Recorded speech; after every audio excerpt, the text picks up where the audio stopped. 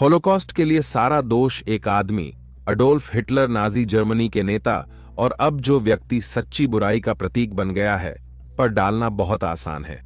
फिर भी किसी एक व्यक्ति से इतना भयानक कार्य असंभव है। उनके राजनीतिक करियर की शुरुआत से ही उनके सहयोगी थे लोग जो उनके कारण के लिए उनके पास आते थे और अंततः उन्हें एक ऐसे स्तर पर ले जाते थे जहां वे दुनिया पर इतनी क्रूरता दिखा सकते थे।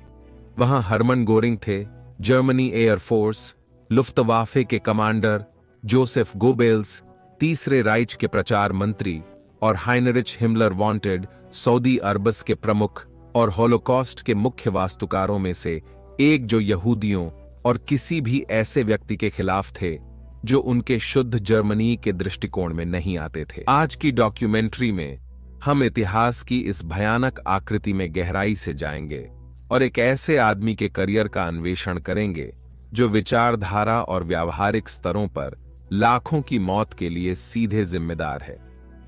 यह इतिहास के सच्चे राक्षसों में से एक की कहानी है। दुनिया की युद्धों में आपका स्वागत है।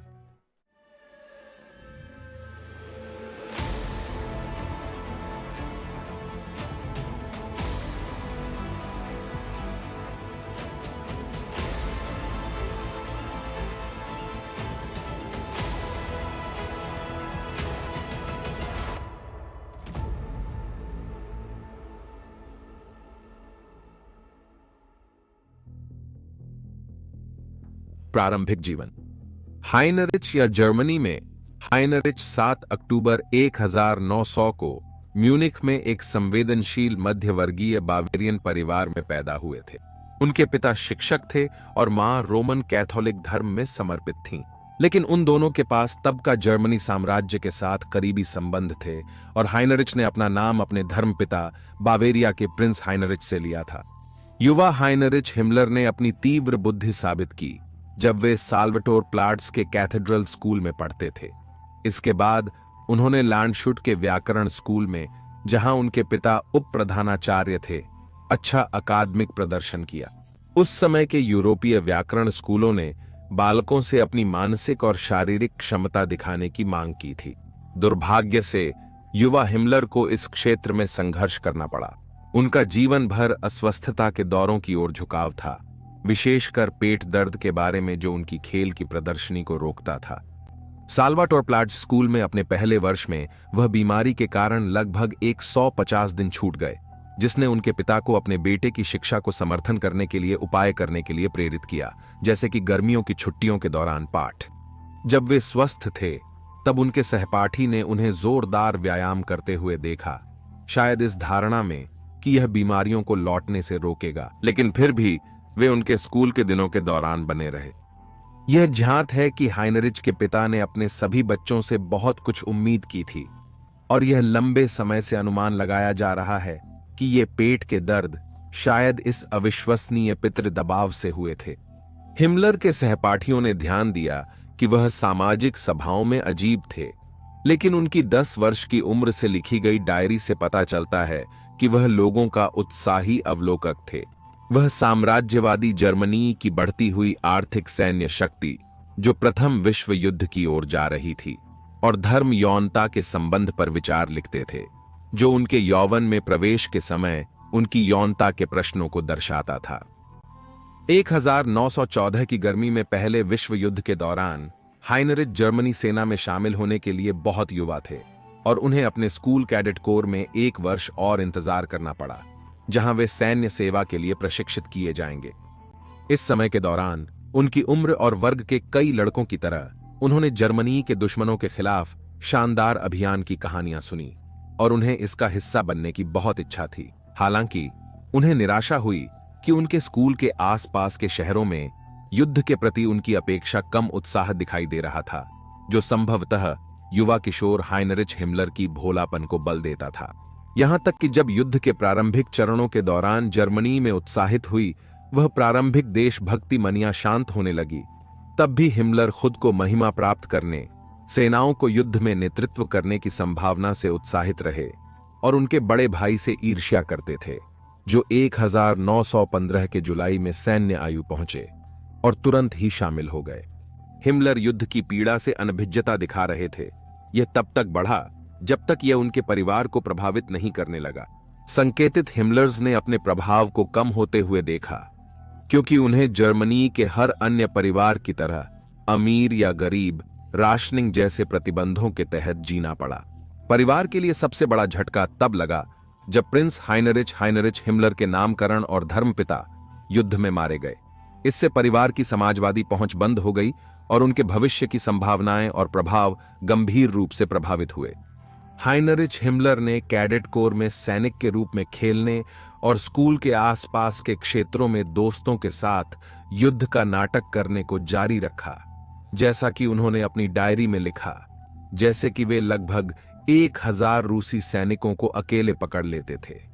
उन्होंने 1917 में जर्मनी सेना में अधिकारी उम्मीदवार के रूप में शामिल होने का निर्णय लिया, लेकिन अगले साल युद्ध समाप्त हो गया और वे अपनी प्रशिक्षण पूरी नहीं कर पाए। युद्ध समाप्त होने के बाद उन्होंने म्यूनिक की तकनीकी विश्वविद्यालय के बजाय अपनी व्याकरण स्कूल की शिक्षा समाप्त की और कृषि तकनीकों का अध्ययन किया। इस समय पर हाइनरिच हिमलर ने जर्मनी यहूदी संबंधों के विषय पर अपनी डायरी में लिखना शुरू किया। 1871 में देश के जन्म के बाद से जर्मनी समाज के सतह के नीचे यहूदी विरोध लंबे समय तक बना रहा, लेकिन मुख्य रूप से सामाजिक अलगाव के रूप में लिया गया, जिसमें यहूदी समुदाय के लोगों और जर्मनी के बाकी भाग के बीच बहुत कम बातचीत हुई। विश्वविद्यालय में हाइनरिच और उनके सहपाठी हमेशा अपने यहूदी सहपाठियों से अलग रहते थे, जिसने जर्मनियों के लिए यहूदी जनसंख्या को अलग और असली जर्मनी नहीं मानने का एक सही माहौल बनाया। इस प्रकार जब युद्ध हार गया और बलि की आवश्यकता पड़ी, तो कई जर्मनियों ने अपनी यहूदी विरोध को प्रज्वलित किया और यहूदियों को दोषी मानने लगे। 1923 के अगस्त में हिमलर की राजनीतिक विचारधाराओं ने उन्हें छोटी लेकिन बढ़ती हुई राष्ट्रीय समाजवादी जर्मनी कार्मिक पार्टी की ओर ले गई। हिमलर ने नाजियों से जुड़ गए थे। सऊदी अरब और सऊदी अरबस। शुरुआत से ही नाजी पार्टी ने अपने ऊपरी स्तरों में प्रचलित सैन्य विचारधारा के अनुभवों पर टिकी थी। सत्ता में आने के लिए तैयारी करते हुए नाजी पार्टी ने विशेष भूमिकाओं के साथ वर्दीधारी विभागों को लिया। शुरुआती दिनों में सबसे महत्वपूर्ण था स्टर्म बटालियन या स्टॉर्म डिटैचमेंट, लेकिन अधिक आम तौर पर सऊदी अरब के संक्षिप्ति से जाना जाता था। सऊदी अरब ने खुद को अलग करने के लिए भूरी वर्दी पहनी और नाजी रैलियों और बैठकों में सुरक्षा प्रदान करते समय वे सैन्य पदों और अनुशासन को अपनाया। बाद में उन्होंने विपक्षी राजनीतिक समूहों पर सक्रिय और आक्रामक हमला किया। विशेष रूप से जर्मनी का समर्थन करने वाले लोगों ने कम्युनिज्म को अपनाया और जो अक्सर सार्वजनिक झगड़े हुए, उनका परिणाम यह छाप छोड़ गया कि सऊदी अरब कुछ भी नहीं थे सिवाय एक अपराधी गैंग या भीड़ के। युद्ध में न लड़ पाने के उपरांत हिमलर को सऊदी अरब का सैन्य वातावरण भाता था, इसलिए उन्होंने उनसे जुड़ने के लिए साइन अप किया। लेकिन सेना की तरह ही उनकी पंक्तियों में भी वीर इकाइयां थीं और उनमें से एक साल शुड्ज था, जिसे हॉल सुरक्षा के रूप में अनुवादित किया जाता था, लेकिन इसके सदस्यों को सऊदी अरबस कहा जाता था। सऊदी अरबस का महत्वपूर्ण कार्य था कि वे म्यूनिख में अपने मुख्यालय पर पार्टी की बैठकों की सुरक्षा प्रदान करते थे। लेकिन दक्षिण अफ्रीका की तरह जब हिटलर ने 1923 में विफल बियर हॉल पुत्स्च में सत्ता हासिल करने की कोशिश की, तब नाजी पार्टी की संपत्ति बढ़ी और फिर शानदार तरीके से गिरी। तब इसकी भूमिका विकसित हुई। हिटलर के कारावास के समय इकाई विघटित की गई थी, लेकिन उनकी रिहाई के बाद इसे फिर से स्थापित किया गया। हिटलर अब एक बॉडीगार्ड इकाई चाहते थे जो उनकी सुरक्षा के लिए सीधी जिम्मेदारी संभाले, क्योंकि उन्हें शक था कि पार्टी के भरपूर, विशेष रूप से दक्षिण अफ्रीका में, उनके विरोधी थे। इसे जल्द ही 1925 में शुड्जस्टाफेल या सुरक्षा दल के नाम से नामांकित किया गया और एक नया सदस्य इसकी पंक्तियों में समाहित किया गया, हाइनरिच हिमलर। हिटलर के विश्वस्त मित्र जूलियस श्रेक ने साउथ सुडान की कमान संभाली थी, परंतु एक वर्ष में दक्षिण अफ्रीका के संस्थापक जोसेफ बिर्चतोल्ड ने उन्हें बदल दिया।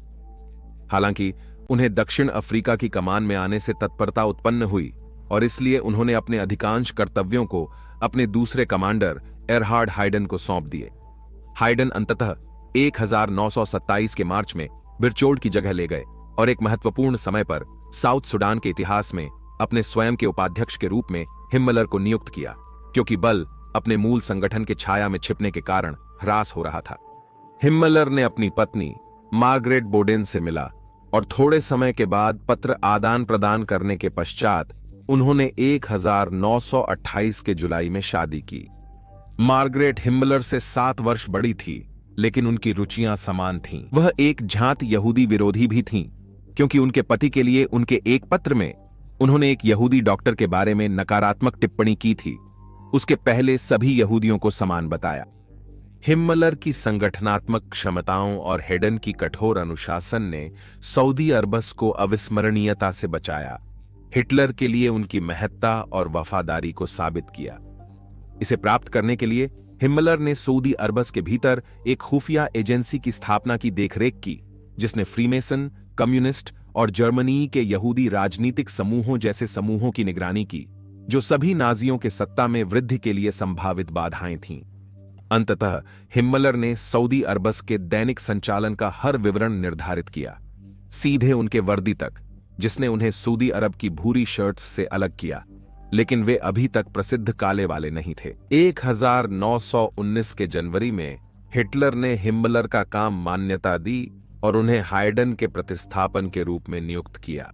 आधिकारिक दस्तावेजों में हिटलर ने हाइडन परिवार से संबंधित कारणों के चलते सऊदी अरबस छोड़ने की बात कही। लंबे समय से यह शक किया जा रहा है कि हिम्मलर ने हाइडन के साथ हिटलर की अनुमति या जानबूझकर या अनजाने में प्राप्त की। किसी भी तरह से हिम्मलर अब पार्टी के महान ब्रेकथ्रू की पूर्व संध्या पर जर्मनी राजनीति में राइट्सफ्यूरर सऊदी अरबस थे। नाजी शक्ति में सर्वश्रेष्ठ राजनीतिक हथियार आतंक का हथियार है। क्रूरता सम्मान का आदेश देती है। लोग हमसे नफरत कर सकते हैं, लेकिन हम उनसे प्यार की उम्मीद नहीं करते, केवल उनके डर की। हिम्मलर। 14 सितंबर 1930 को जर्मनी लोग मतदान करने गए थे।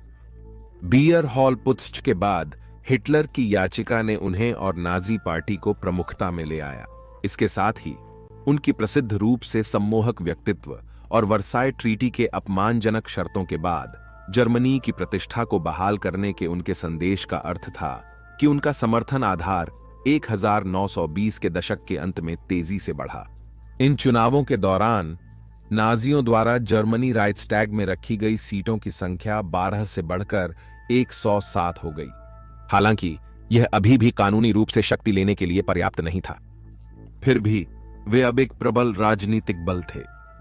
लेकिन इस नई शक्ति ने नाजी नेतृत्व को नई समस्याएं दी। सऊदी अरब ने नई जीती हुई सीटों की मांग की, लेकिन हिटलर ने इनकार किया, जिसके बाद वरिष्ठ सऊदी अरब नेताओं ने विरोध में इस्तीफा दे दिया। सऊदी अरब की निराशा केवल बदतर हुई, जिससे वे सुरक्षा के लिए बनाए गए थे। यह अक्सर सऊदी अरबस पुरुषों पर निकाली जाती थी, विशेष रूप से जब हिम्मलर ने अपने सऊदी अरबस खुफिया कर्मियों को सऊदी अरब की बैठकों की सूचना दी।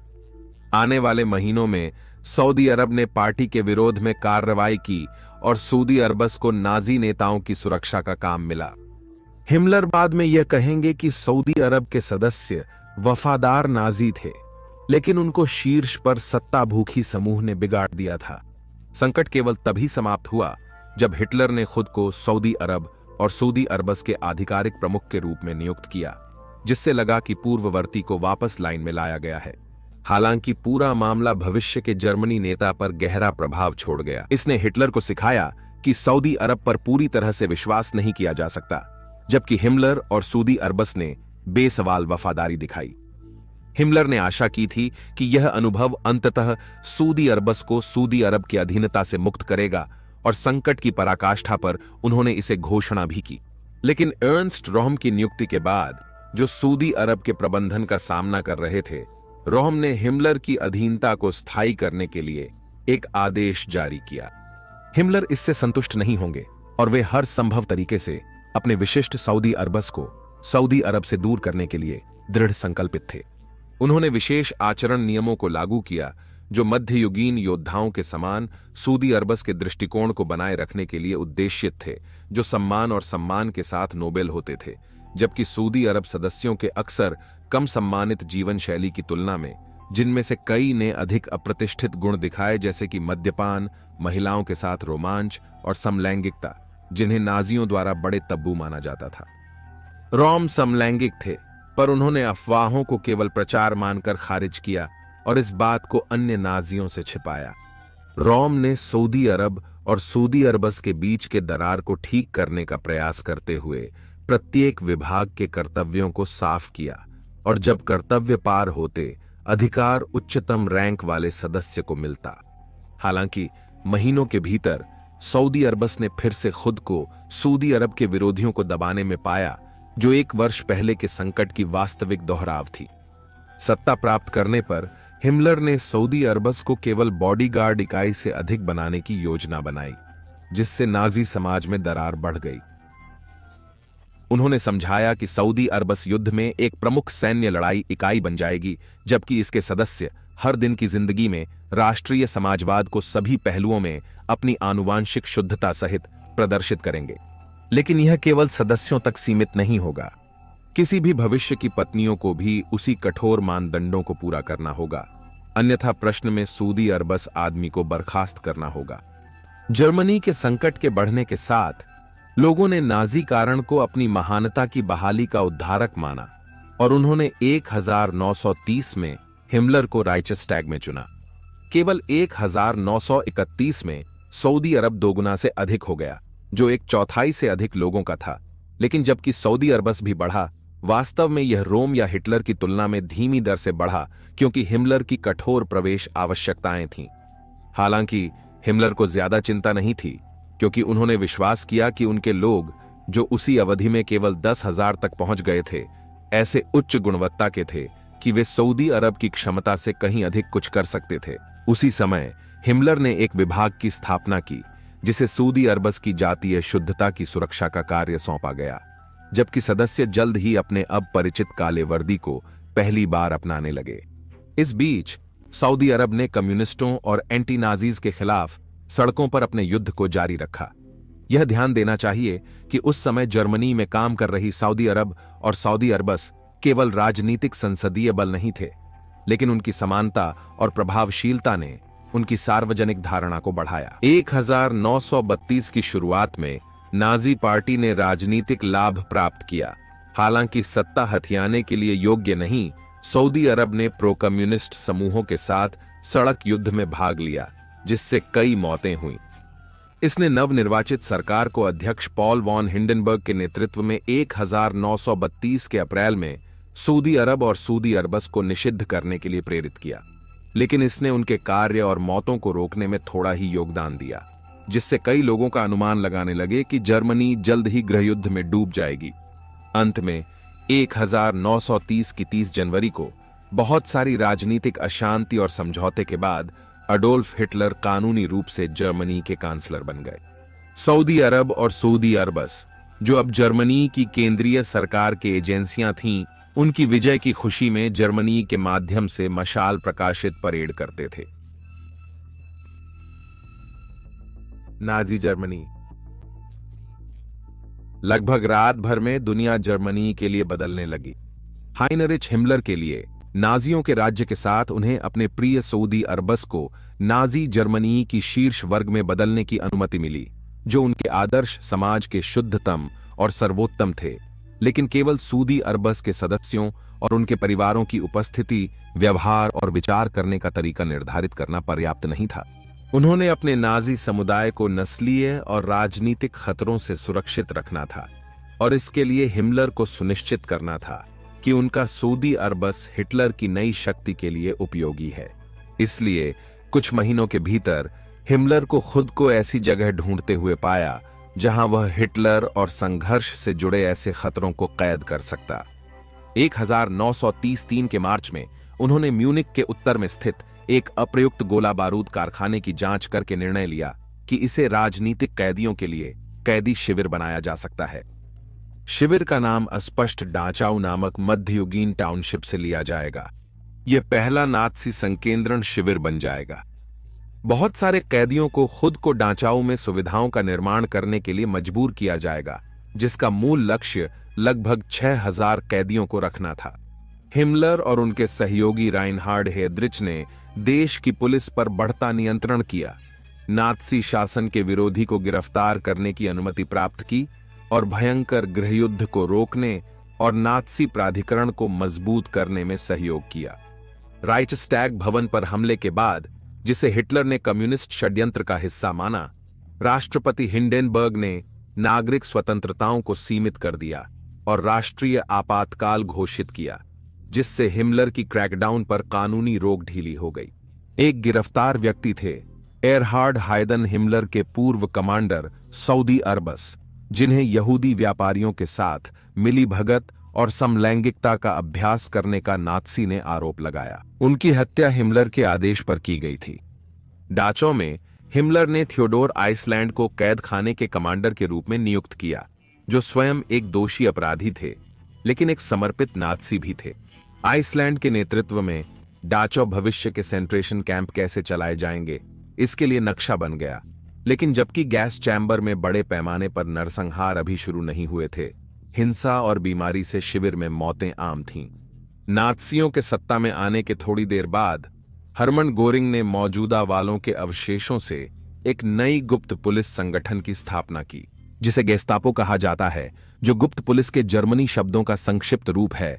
उसे नई शासन प्रणाली के विरोधियों का पता लगाने और एंटी नात्सी समूहों की जानकारी इकट्ठा करने का काम सौंपा गया था।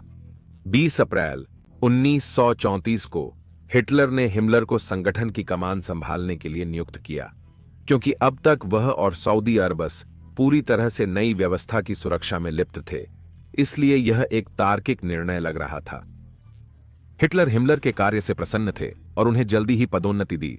सऊदी अरब में उन्हें समकक्ष पद दिया, लेकिन सऊदी अरब के नेता अभी भी सऊदी अरबस को मूल संगठन मानना चाहते थे, जिससे वे संतुष्ट नहीं थे। वास्तव में सऊदी अरब के नेतृत्व की फिर से चिढ़ बढ़ रही थी। उन्हें नई व्यवस्था में बाहर छोड़ दिया गया था, जबकि हिमलर और सऊदी अरबस हिटलर के कितने करीब थे। हिटलर ने 1933 में उनके विद्रोह के बाद सऊदी अरब के प्रति भरोसा खो दिया था और व्यापक जनता ने सऊदी अरब को ठगों के समूह माना जो सड़कों पर दंगे करते थे। इससे हिटलर को शर्मिंदगी हुई और राष्ट्रपति हिंडेनबर्ग के साथ कलह हुआ। 1934 की शुरुआत तक सऊदी अरब के नेता अर्नेस्ट रोहम हिटलर से और अधिक मांगें कर रहे थे, जिसमें सऊदी अरब द्वारा सेना का अधिग्रहण शामिल था, जो अभी भी प्रथम विश्व युद्ध की शांति समझौते वर्साय की संधि की पाबंदियों के तहत थी। हिटलर को पता था कि उनकी राजनीतिक पूंजी अभी काम नहीं आ सकती और इसलिए सऊदी अरब एक समस्या बन गए थे, जिसे वे सुलझाने के लिए किसी की मदद की आवश्यकता थी।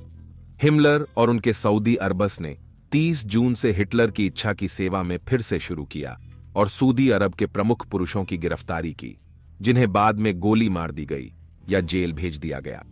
जेल में रोहम का दौरा थियोडोर आइसलैंड ने किया, जिसने उन्हें एक पिस्तौल दी जिसमें एक गोली थी और उन्हें निर्देश दिया कि वे खुद को मार दें। जब उन्होंने आइसलैंड की मांग का इनकार किया कि हिटलर आकर उन्हें व्यक्तिगत रूप से गोली मारे, तो आइसलैंड और उनके उपाध्यक्ष ने उन्हें गोली मार दिया। अब दक्षिण अफ्रीका नष्ट हो चुका था। जिन नेताओं को देशद्रोही घोषित किया गया था और मर दिया गया था, जिनकी मृत्यु लंबे चाकू की रात की घटना में हुई, उनकी सही संख्या अज्ञात है, क्योंकि ऑपरेशन के दौरान कई दक्षिण अफ्रीका पुरुषों को, जैसे कि एडमंड हाइंज, जिन्हें 18 वर्षीय दक्षिण अफ्रीका पुरुष के साथ बिस्तर में पाया गया, गोली मार दी गई थी। आधिकारिक आंकड़ा 85 है, लेकिन कुछ इतिहासकारों का तर्क है कि यह बहुत बहुत अधिक था। अब दक्षिण अफ्रीका के रैंक और फाइल को नाजी जर्मनी में नई जिंदगियां ढूंढनी पड़ी, जबकि हिमलर के साउथ सुडान की शक्ति और प्रतिष्ठा केवल बढ़ती जा रही थी और इसने उन्हें जर्मनी के अवांछित लोगों की सफाई पर अधिक ध्यान केंद्रित करने की अनुमति दी, जैसे कि कम्युनिस्ट, समलैंगिक और बिल्कुल यहूदी। अवांछितों का शोधन। नाजियों के सत्ता में आने के समय तक उनकी यहूदियों के प्रति घृणा एक भगती हुई ट्रेन के समान हो गई थी, जिसे नाजी पार्टी के अंदर या बाहर कोई भी नहीं रोक सकता था। हिटलर, हिमलर और उनके सभी अनुयायी यहूदी विश्वासघात और विश्व युद्ध आय में जर्मनी की विजय के सबोताज की बात में विश्वास करते थे। इसलिए उन्होंने इस तथाकथित अवांछनीय समूह को मिटाने में थोड़ा समय ही बर्बाद किया। 1933 के जनवरी में जर्मनी की जनसंख्या करीब 77 मिलियन थी। 1918 के बाद नए यूरोपीय मानचित्र में पितृभूमि बाहर के जर्मनीज नहीं शामिल। इस संख्या में यहूदी जनसंख्या मात्र 5,23,000 या जनसंख्या का 0.83% थी। नाजियों के लिए यहूदी केवल उनके युद्धोत्तर जर्मनी में क्रोध और असंतोष को नियंत्रित करने के लिए एक सुविधाजनक बलि का बकरा थे। उनकी संख्या प्रतिरोध के लिए पर्याप्त नहीं थी। यद्यपि यह तत्व निश्चित रूप से था, हमें हिमलर द्वारा साउथ सुडान के लिए स्थापित सुरक्षात्मक उपायों को भी याद रखना चाहिए, ताकि हम यहूदियों के प्रति नाजी मनोवृत्ति का मूल्यांकन कर सकें। हिमलर और अन्य वरिष्ठ नाजियों के लिए एक यहूदी आदमी और एक जर्मनी आदमी के बीच एक स्पष्ट अंतर था, जिसमें यहूदी आदमी हीन प्रजाति था। यह हिमलर के लिए और भी खराब था, क्योंकि उसके अनुसार यहूदी रक्त साउथ सुडान वंशावली को प्रदूषित कर सकता था। इसलिए उस वर्ग के सदस्य बनने से पहले कठोर वंशागत जांचें। यह अनियंत्रित शुद्ध जातिवाद था, अपने शुद्धतम और सबसे मूलभूत रूप में। यह जातिवाद इतना गंभीर था, इसने हमें एक ऐसे सतर्कता के स्तर पर ले जाया जिसे हम आज सादे पागलपन कहेंगे। यह तथ्य मानना है कि जनवरी 1933 के बाद जर्मनी से यहूदी लोगों का लगभग तत्कालीन बड़े पैमाने पर प्रवास हुआ। वास्तव में 6 महीनों में करीब 32,000 बच गए। फिर भी अधिकारी नाजी जर्मनी की जातीय रूप से शुद्ध संभावना को खतरा देने के लिए अधिकारी 500,000 बच गया।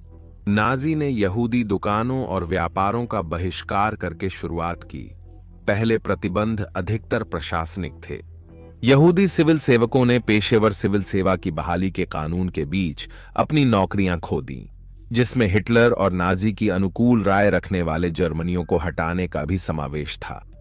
जल्दी वकील, न्यायाधीश, डॉक्टर और अन्य स्वास्थ्य सेवा पेशेवर आए, जबकि एक कानून ने जर्मनी स्कूलों में यहूदी बच्चों की उपस्थिति को नाजी के लिए बाहर करने की अनुमति दी।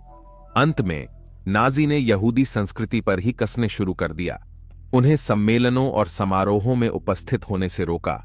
साथ ही यहूदी आहार नियमों के अनुसार कुछ जानवरों की धार्मिक वध को भी रोका। अगर किसी यहूदी ने इन कानूनों का उल्लंघन किया या उनकी धरोहर को छिपाने की कोशिश की गई, तो वे अक्सर हिमलर के गेस्टापो को अपने दरवाजे को तोड़ते हुए पाते और दंड बढ़ते जा रहे थे। अंत में 1935 में नाजी ने जर्मनी रक्त और जर्मनी सम्मान की सुरक्षा के लिए कानून पारित किया, जिसका उद्देश्य यहूदी लोगों और जर्मनी लोगों के बीच अंतरजातीय विवाह को रोकना था। क्योंकि याद रखें, नाजी किसी को जर्मनी नहीं मानते थे। जो जर्मनी में पैदा हुआ, जर्मनी में पला पोसा, जर्मनी में शिक्षित हुआ और अपना पूरा जीवन जर्मनी में काम कर चुका हो, अगर वह यहूदी थे। उन्होंने इसे राइच नागरिकता कानून से जोड़ा, जिसने केवल जर्मनी या संबंधित रक्त के लोगों को ही राइच नागरिक माना। मिलकर इन्हें न्यूरेमबर्ग कानून के नाम से जाना जाता था। हिमलर ने अपने पुरुषों के लिए उन महिलाओं के साथ विवाह की व्यवस्था की जिनके पास सही आनुवांशिक गुण थे वांछित संतान पैदा करने के लिए।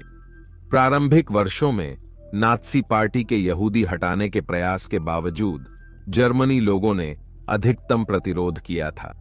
वास्तव में कम्युनिस्टों, एंटी नात्सी और डेमोक्रेट्स के खिलाफ लड़ने के साथ साथ हिमलर के तहत गेस्टापो को खुद को कैथोलिक चर्च के भीतर पाए गए विरोधी समूहों की जांच करते हुए पाया, खासकर जब पोप पायस 19 ने नात्सीवाद की यहूदी लोगों के प्रति उनके व्यवहार के लिए निंदा की। गेस्टापो को नए शिक्षा कानूनों के विरोधी शिक्षकों, यहूदी सहयोगियों की रक्षा करने वाले पेशेवरों और जर्मनी को पूर्व युद्ध अरिस्टोक्रेटिक समाज में वापस ले जाने के इच्छुक मध्यवर्गीय पुरुषों और महिलाओं से सामना करना पड़ा।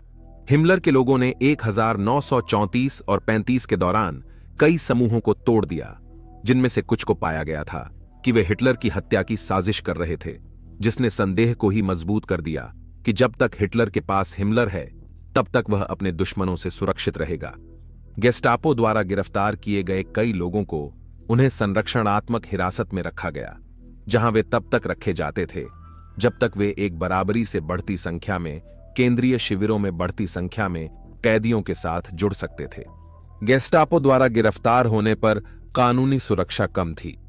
हिमलर के लोगों द्वारा जर्मनी में कार्य करने की निर्दयी कुशलता और गेस्टापो द्वारा गिरफ्तारी के परिणामों को देखते हुए आतंक हिमलर के पास आदर्श नाजी जर्मनी को तैयार करने और सुरक्षित करने का सबसे प्रभावी उपकरण बन गया। ऐसे एक राष्ट्र की स्थापना के विश्वास में उन्होंने इसे किसी भी तरह से विरोध करने वाले किसी को भी जर्मनियों सहित दुश्मन माना, जैसा कि वह 1936 में कहेंगे। मैं जानता हूं कि जर्मनी में कुछ लोग काली वर्दी देखकर बीमार हो जाते हैं। हम इसके कारण समझते हैं और हमें उस संख्या के सभी लोगों के प्यार की आशा नहीं है। जो लोग हमसे किसी भी तरह या किसी भी समय डरते हैं, उन्हें फ्यूरर और राष्ट्र के प्रति एक खराब अंतःकरण होना चाहिए, क्योंकि इन व्यक्तियों ने सुरक्षा सेवा कहलाने वाली एक संगठन की स्थापना की है। नाजियों ने सीमाओं के अंदर यहूदी पर कठोरता निभाई, जिसमें पोलैंड के शरणार्थी शिविरों में हजारों यहूदी मजबूर थे। जर्मनी वापस जाने की कोशिश करने वालों को सीमा सुरक्षा कर्मियों ने गोली मार दी, ऐसा कहा जा रहा है। 17 वर्षीय पोलैंड यहूदी हर्शल ग्रिन्सपन ने फ्रांस में एक जर्मनी अधिकारी को गोली मारी, तो नाजियों द्वारा पोषित की गई जर्मनी में यहूदी लोगों के प्रति आक्रोश अंततः 1938 के नवंबर में फट पड़ा, जब जर्मनी लोगों ने यहूदी दुकानों और घरों पर हमला किया और पुलिस ने केवल तभी हस्तक्षेप किया जब कभी जर्मनी संपत्ति को खतरे में डाला गया। अब टूटे हुए ग्लास की रात के रूप में याद की जाने वाली घटना जर्मनी के बचे हुए यहूदियों के लिए हिटलर की राइच में यहूदी विरोधी भावना की स्थायिता की चेतावनी थी। जर्मनी को शुद्ध करने के अलावा हिमलर और कई अन्य प्रमुख नाजी नेताओं ने जर्मनीक लोगों की आनुवांशिक श्रेष्ठता के ऐतिहासिक और मानवशास्त्रीय सबूतों की खोज में भी हाथ बटाया। हिमलर के अधिकार क्षेत्र में एननेर्बे संगठन शामिल था, जिसने यूरोप भर में अनेक पुरातत्वीय खुदाइयां की थीं।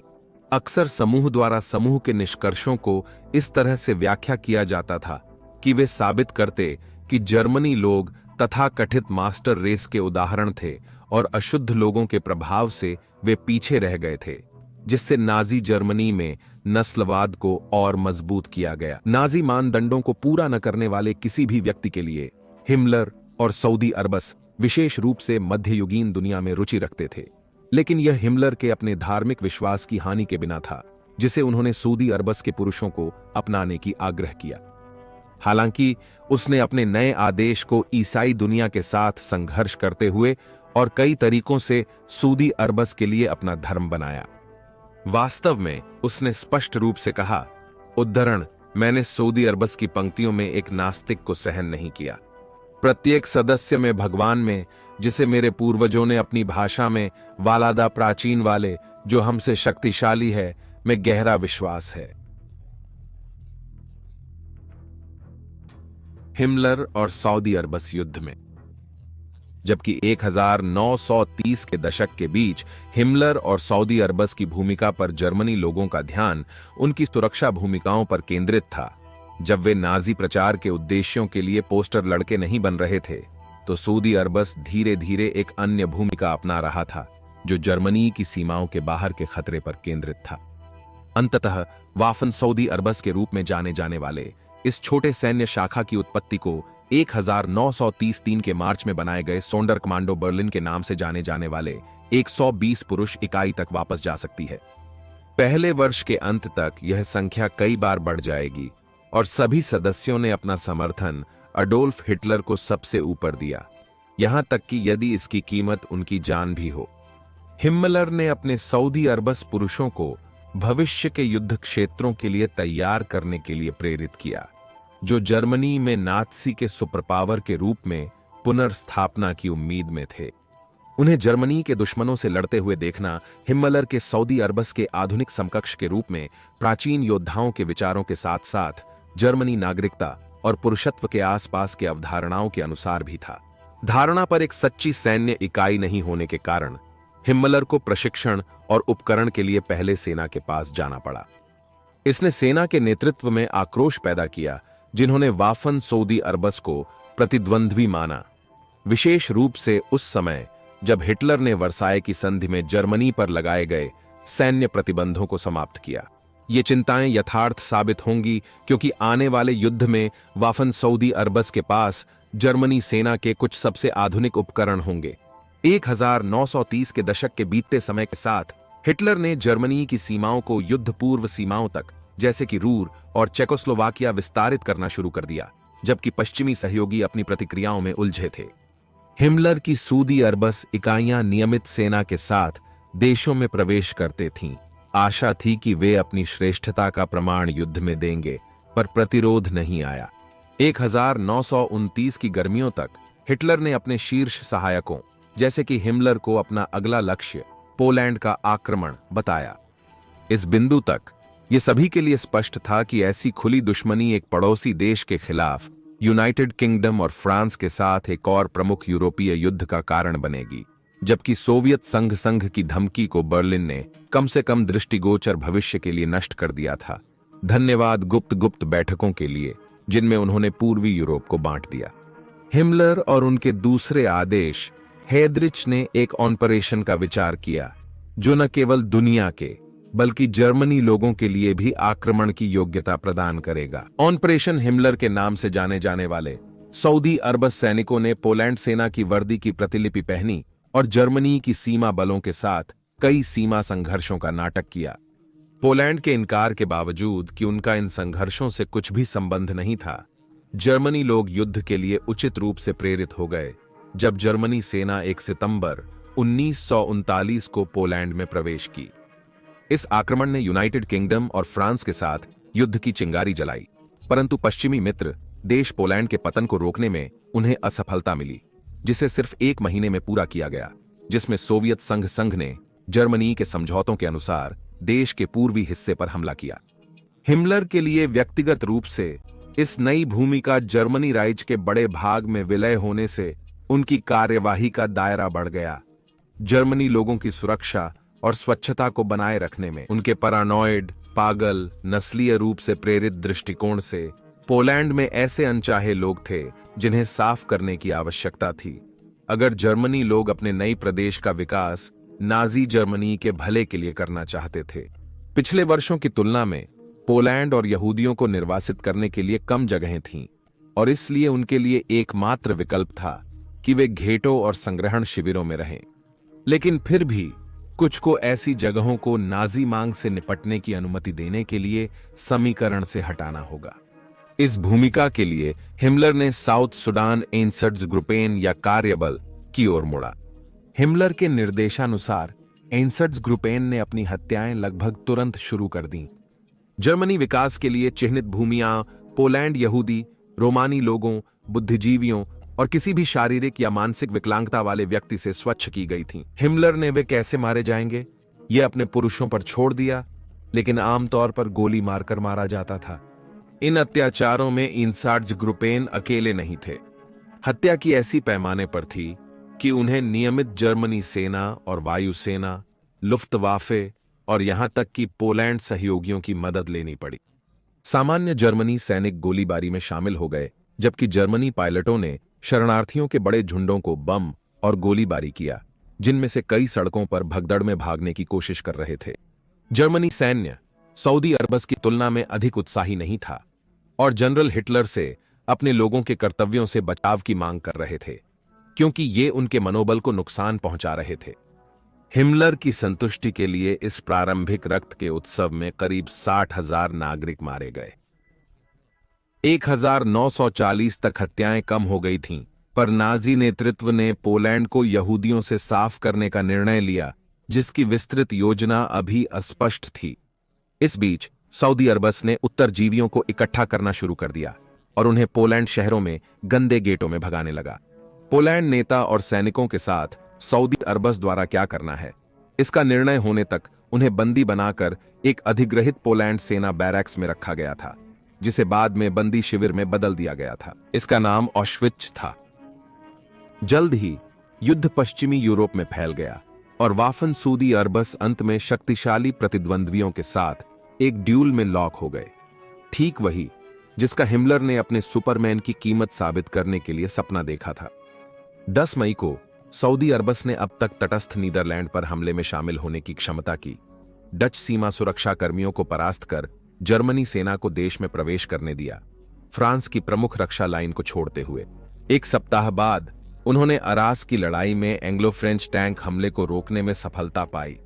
हालांकि उनकी एंटी टैंक गन ब्रिटिश टैंकों की मोटी कवच के खिलाफ चाहने वाली साबित हुई। वाफन सऊदी अरबस के सबसे प्रतिष्ठित में से एक यूनिट लाइबस्टैंडार्टे अडोल्फ हिटलर था, जो हिटलर के व्यक्तिगत बॉडीगार्ड्स से बनाया गया था और अंततः सबसे शीर्ष वाले सेना डिवीजन बनने के लिए बढ़ा। 1940 के 8 मई को 2वां बटालियन लाइबस्टैंडार्टे के सदस्यों ने 80 संघीय सैनिकों को वर्महाउट गांव के पास एक गोदाम में भगाया। सऊदी अरबस के लोगों ने एक बार अंदर जाने के बाद हाथ के गोले फेंके, जिनसे अधिकांश तत्काल मर गए। कुछ उत्तरजीवियों को उनकी चोटों से मरने के लिए छोड़ दिया गया, पर कुछ को नियमित जर्मनी सेना के डॉक्टर्स ने, जो नरसंहार के दृश्य पर पहुंचे, मौत से बचाया। 1940 की गर्मी तक मुख्य रूप से पश्चिमी यूरोप का अधिकांश भाग जर्मनी अधिकार में था, और इसका मतलब था कि हिमलर और उनके लोग, विशेष रूप से गेस्टापो, अब जर्मनी को अधिकृत भूमि से बचाने के लिए मजबूर थे। भूमि जो युद्ध के विस्तार के साथ आने वाले वर्ष में फिर से बढ़ जाएगी।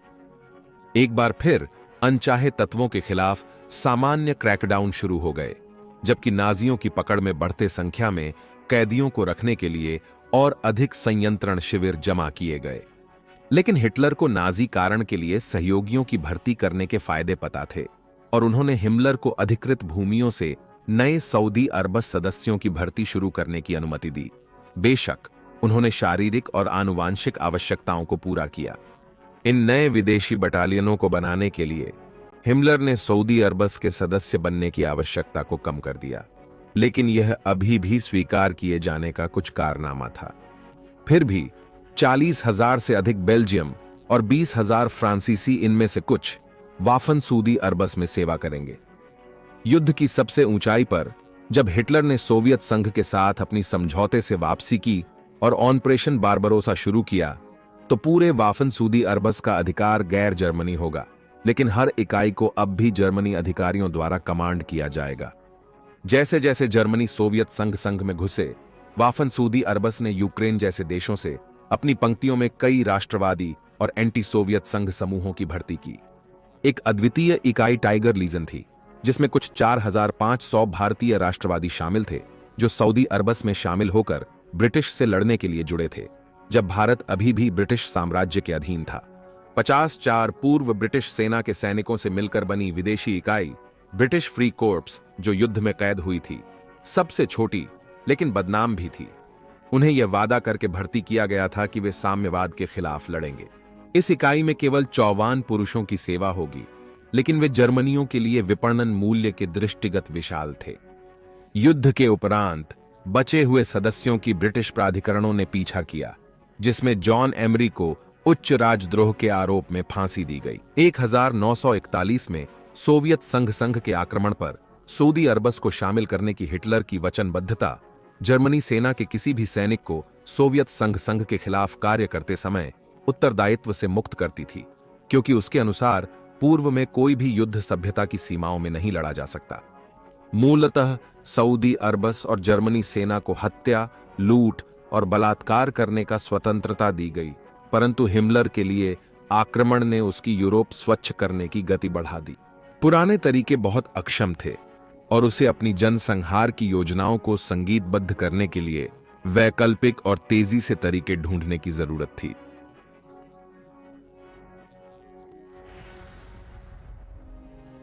यहूदी प्रश्न। हिमलर ने यहूदी विरोध के विषय पर कहा, उद्धरण, यहूदी विरोध बिल्कुल जूं की तरह है। जूं से छुटकारा पाना कोई विचारधारा का प्रश्न नहीं है, यह स्वच्छता का मामला है। ठीक इसी तरह हमारे लिए यहूदी विरोध कोई विचारधारा का प्रश्न नहीं रहा है, बल्कि यह स्वच्छता का मामला रहा है। सोवियत संघ के हमले की शुरुआत के 1 महीने से कम समय बाद हिटलर ने हिमलर को सोवियत संघ के कब्जे में आए क्षेत्रों में सुरक्षा और जातीय पुनर्वास कार्यों के लिए पूरी और अनन्य जिम्मेदारी सौंपी। इसमें यहूदी जनसंख्या के भौतिक नष्टीकरण शामिल था। 1929 में पोलैंड के विशाल भूभागों को जर्मनी राइच को मजबूत करने के लिए अवांछनीय लोगों से साफ किया गया था। स्थानीय जनसंख्या के सभी लोग मारे या स्थानांतरित नहीं थे। वास्तव में हिमलर अच्छी तरह से जानते थे कि इन भूभागों में व्यक्ति थे जिनमें जर्मनी के लिए वांछनीय गुण थे, विशेषतया उन बच्चों के लिए जिन्हें माता पिता की विचारधारा ने अभी तक बिगाड़ा नहीं था। उन्होंने कहा, स्पष्ट रूप से ऐसे लोगों के मिश्रण में हमेशा कुछ नस्लीय रूप से अच्छे प्रकार होंगे। इसलिए मेरा मानना है कि यह हमारा कर्तव्य है उनके बच्चों को साथ लेकर उनके परिवेश से दूर करना, चाहे तो लूट कर या चुरा कर। हम दोनों ही स्थितियों में जीतते हैं। या तो हम उचित रक्त का उपयोग करते हैं और इसे अपने में सम्मिलित करते हैं, या हम इसे नष्ट कर देते हैं। ईनसार्ट्सग्रुपेन ने तत्काल हजारों लोगों को मारकर सामूहिक कब्रों में दफनाने का कार्य आरंभ किया, लेकिन यह समय खपत कार्य था। गैस वैन का व्यापक उपयोग एक और तरीका था। ये वैनें ऐसी थीं जिनमें वायुरोधी कक्ष होते थे, जहां वाहन के इंजन से कार्बन मोनोऑक्साइड को शिकार के दम घुटने तक अंदर भेजा जाता था। 1929 से पोलैंड अस्पतालों में बीमार और कमजोर रोगियों का गैस वैन द्वारा यूथनाइज किया जा रहा था, लेकिन यह हिटलर की महत्वाकांक्षाओं के लिए पर्याप्त हत्याओं का स्रोत नहीं था। हिमलर ने 1941 के अंत में यहूदी जनसंख्या को समाप्त करने में अपने लोगों का काम देखने के लिए अधिकृत सोवियत संघ क्षेत्र में यात्रा की। सऊदी अरबस ओबरग्रुपेनफ्यूरर कार्ल वुल्फ के अनुसार हिमलर ने मिन्स्क के बाहर उनके तथाकथित विशेष कार्यों में से एक पर उनकी इकाई का निरीक्षण किया। अनुभव की बात करते हुए उन्होंने बताया कि एक खुली कब्र खोदी गई थी जिसमें उन्हें कूद कर लेटना पड़ा। जब कई लोगों को पहले ही गोली मार दी गई थी तो उन्हें उन लोगों के ऊपर लेटना पड़ा। हिमलर ने पहली बार मरे हुए लोगों को देखा और जिज्ञासा में वह गड्ढे के पास झुके और अंदर देखा। हिमलर अंदर देख रहे थे जब उनके कोट पर उनमें से किसी की गोली मारी गई मस्तिष्क का छिटकाव हुआ। मुझे लगता है यह उनके चेहरे पर भी छिटक गया और वह बहुत हरे और पीले हो गए। वास्तव में वह बीमार नहीं थे, लेकिन वह उबकाई और लड़खड़ाहट रहे थे और इस गड्ढे से पीछे हट गए। मैंने उसे वहां से दूर किया। 1941 के दिसंबर में हिटलर ने हिम्मलर और सऊदी अरबस को यूरोप के सभी यहूदियों के लिए अंतिम समाधान के साथ कार्य करने का कार्य सौंपा, उनका संपूर्ण और पूर्ण नष्ट करना। हिटलर, हिम्मलर और हेयद्रिच ने अपने यहूदी कैदियों को गैस या गोली से मारने या काम करने के लिए योजनाएं बनाई जब तक वे केवल एक स्मृति नहीं हो जाते। वांसी में एक सम्मेलन में नाजी नेताओं को ब्रीफिंग देने के बाद हेयद्रिच ब्रिटिश नियंत्रण के तहत चेक प्रतिरोधी योद्धाओं द्वारा वह व्यस्त प्राग में एक खुली टॉप कार में यात्रा कर रहे थे जब उनकी हत्या की गई। इस हत्या के प्रतिशोध के लिए हिटलर और हिम्मलर ने लॉडिसे नगर को जमीन से उठाने का निर्णय लिया। लॉडिसे नरसंहार में 199 पुरुषों को गोली मार दिया गया, 185 महिलाओं को संयंत्रण शिविरों में भेजा गया, 88 बच्चों की गैस वैन में हत्या की गई और अन्य 8 को जर्मनी परिवारों ने गोद लिया। अंत में हेयद्रिच की सम्मान में हिम्मलर ने यहूदियों के नष्ट करने की क्रिया को ऑपरेशन राइनहार्ड कहा। हिम्मलर ने अपनी संगठनात्मक क्षमताओं का नात्सी कारण के लिए उपयोग करके यहूदी, रोमानी स्लाव्स, समलैंगिकों और अन्य अपूर्ण माने जाने वाले व्यक्तियों के नष्ट करने की साजिश की। पोलैंड में 4 नष्ट करने के शिविर, ऑश्विट्ज जो सबसे प्रसिद्ध है, उन्होंने 1942 के मध्य तक गैस जाइक्लोन बी का उपयोग करके अपनी हत्याओं की शुरुआत की थी। ऑपरेशन राइनहार्ड के तहत 1943 के नवंबर तक पोलैंड शिविरों में लगभग 2 मिलियन यहूदी की हत्या की गई थी। हिम्मलर से कभी भी पछतावा या खेद की झलक नहीं मिली, जो नात्सी विचारधारा की सच्ची क्रूरता और पागलपन को बल देती है। उल्टे उन्होंने कार्य को न केवल आवश्यक बल्कि उचित भी माना। जैसा कि उन्होंने कहा था, यहूदी लोगों की हत्याएं हो रही थीं। यह आसानी से कहा जा सकता है कि वे नष्ट हो रहे हैं। हर पार्टी के सदस्य आपको हमारी योजनाओं के बारे में स्पष्ट रूप से बताएंगे। हम यहूदियों को मिटा रहे हैं, उनका संहार कर रहे हैं। कुल मिलाकर हम कह सकते हैं कि हमने अपनी जनता के प्यार के लिए यह सबसे कठिन कार्य किया है। और हमें अपने अंदर, अपनी आत्मा में, अपने चरित्र में कोई कमी नहीं महसूस हुई है। उनकी पकड़ में कुछ दुर्भाग्यशाली आत्माओं के लिए उनका और भी क्रूर भाग्य था नाजी चिकित्सा प्रयोग में उपयोग किया जाना। सऊदी अरबस डॉक्टरों ने नष्टकरण शिविरों के कैदियों का उपचार अपने विकृत प्रयोगों के लिए आनुवांशिक सामग्री के तौर पर किया, जो जर्मनी जनता के हित में था। बीमारियों और उनके उपचार की जांच के साथ उनके प्रयोग इंसानी सहनशीलता की सीमाओं, जैसे अत्यधिक गर्मी या ठंड को धकेलने के लिए किए गए थे। यह उनकी विचारधारा में एक उत्सुक विरोधाभास है कि नाजी डॉक्टर, जो यहूदियों जैसे लोगों की आनुवांशिक अहैतुकी को साबित करने के लिए इतनी कोशिशों में लगे थे, उन्हें ऐसे प्रयोग के लिए उपयोग करेंगे, क्योंकि उनकी खुद की परिभाषाओं के अनुसार वे नाजियों के लिए लोग नहीं थे। लेकिन जबकि हिमलर राइच के अंदरूनी खतरों को साफ कर रहे थे, वाफेन सऊदी अरबस और जर्मनी लोगों का बाकी हिस्सा 1944 के आगमन और अंत की शुरुआत के साथ बाहरी खतरों पर केंद्रित था। अंत की शुरुआत। युद्ध के प्रारंभिक अवधि के दौरान हिटलर के नेतृत्व को एक के बाद एक जुआ के रूप में वर्णित किया जा सकता है। वह कई बार अपने विश्वसनीय जनरलों के साथ जर्मनी की युद्ध योजनाओं पर, जिनमें सोवियत संघ के आक्रमण और अमेरिका पर युद्ध की घोषणा शामिल थीं, संघर्ष करता आया। हालांकि बेहतर युद्ध नीति और हथियारों की वजह से जर्मनी सेनाओं को कई बार ऐसा लक्ष्य प्राप्त करने में सफलता मिली जो पहले असंभव माना जाता था। परंतु जब अमेरिका, यूनाइटेड किंगडम और सोवियत संघ पूरी तरह से युद्ध में शामिल हो गए, तब स्थितियां बदलनी प्रारंभ हुईं। हथियारों और युद्ध सामग्री के अद्वितीय औद्योगिक उत्पादन के कारण सहयोगी शक्तियों को जर्मनी की तुलना में प्रगति करना संभव हुआ। 1944 तक यह दुश्मन की संख्या नाजियों के विनाश के लिए स्पष्ट संकेत था। लेकिन हिटलर यही समझते रहे कि जर्मनी के नए हथियार, जो तब विकास में थे, जैसे कि मी 260 जेट फाइटर, उनके पक्ष में संतुलन बनाए रखेंगे। लेकिन उनके जनरल कम आत्मविश्वासी थे। जर्मनी नेतृत्व में कई लोग अब हिटलर को एक समस्या के रूप में देखते थे, क्योंकि उनका रणनीतिक स्तर पर हस्तक्षेप, जो केवल 6 जून 1954 को बढ़ गया, जब पश्चिमी सहयोगी नॉर्मंडी में हमला करने लगे। इस प्रकार हिटलर को बम से उड़ाने का एक षड्यंत्र बनाया गया। 20 जुलाई को हिटलर की उपस्थिति में एक विस्फोटक उपकरण ने मोटी लकड़ी की मेज के नीचे विस्फोटित होना, जिसने अधिकांश विस्फोट को अवशोषित करके हिटलर की जान बचा दी। जर्मनी नेता हिमलर की असफलता और विश्वासघात के प्रति क्रोधित थे, जिसने अत्याचार की कोशिश का पता लगाने में विफल रहा। मुंह बचाने की जरूरत में हिमलर की गेस्टापो ने कार्रवाई की और जर्मनी की ऊपरी तबके से 5000 से अधिक लोगों को गिरफ्तार किया।